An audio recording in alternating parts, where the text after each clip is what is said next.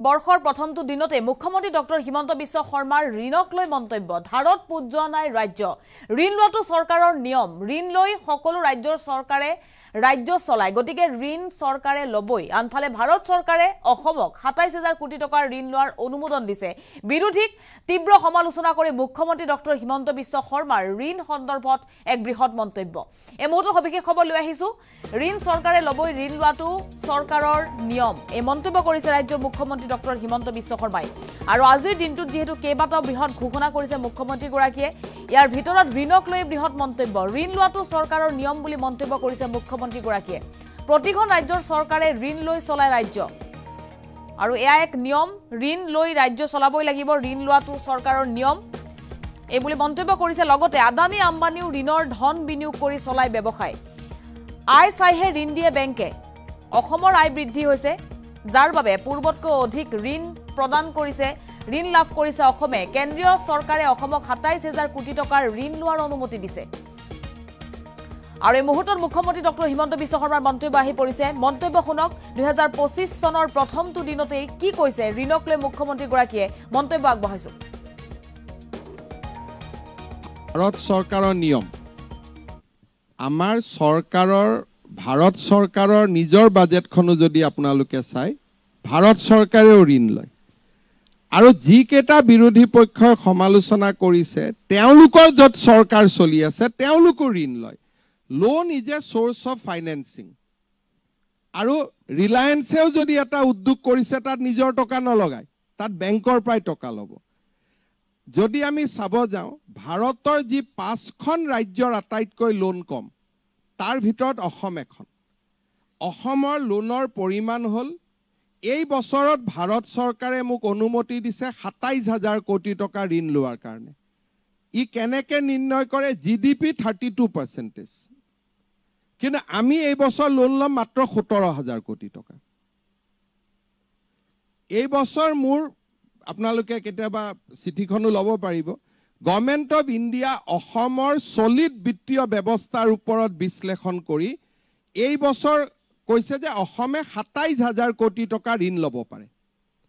কিন্তু আমি লৈছো মাত্ৰ ১৭,০০০ কোটি টকা আৰু এই সময়ছোৱাতে কৰ্ণাটক মহাৰাষ্ট্ৰ তেওঁলোক আমাতকৈ জিডিপিত বেছি লোন লৈ আছে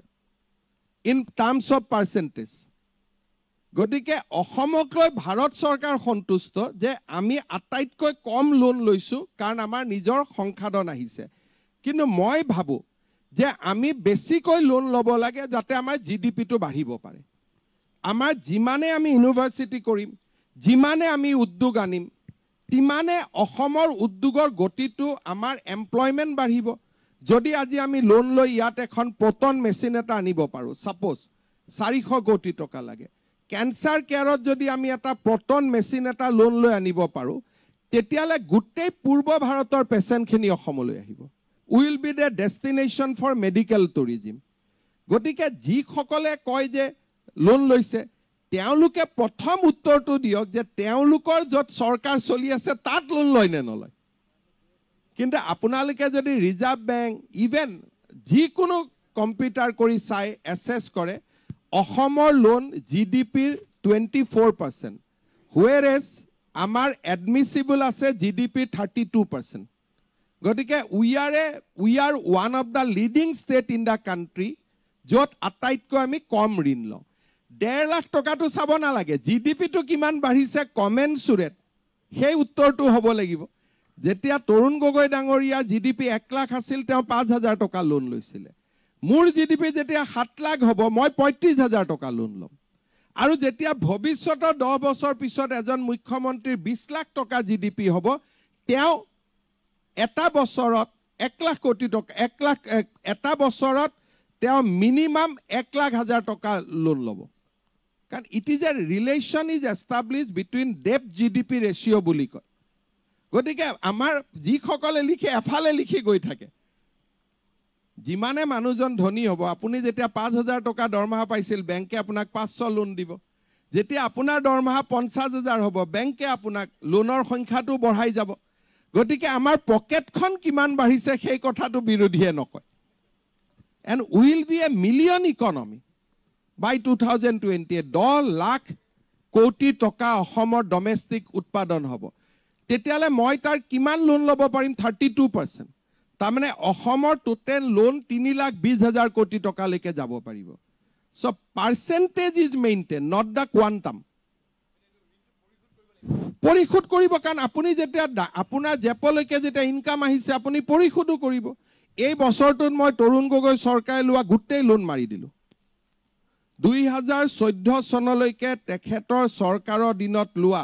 পাই পইচা মই ঘূৰাই দিলো তা বিৰোধীয়েতো মোক হেতু কোৱা নাই যে তৰুণ গগৈ চৰকাৰ লোৱা লোনো হিমন্ত বিশ্ব শৰ্মাই ঘূৰাই দিলে অসমক আমি ডেট ফ্ৰী কৰি দিলো আপ টু 2014 যিমান চৰকাৰে লোন লৈছিল 2014 লৈকে গোটেইবোৰ লোন আমি উভতাই দিলো আমাৰ এই কাৰ্যকালটোত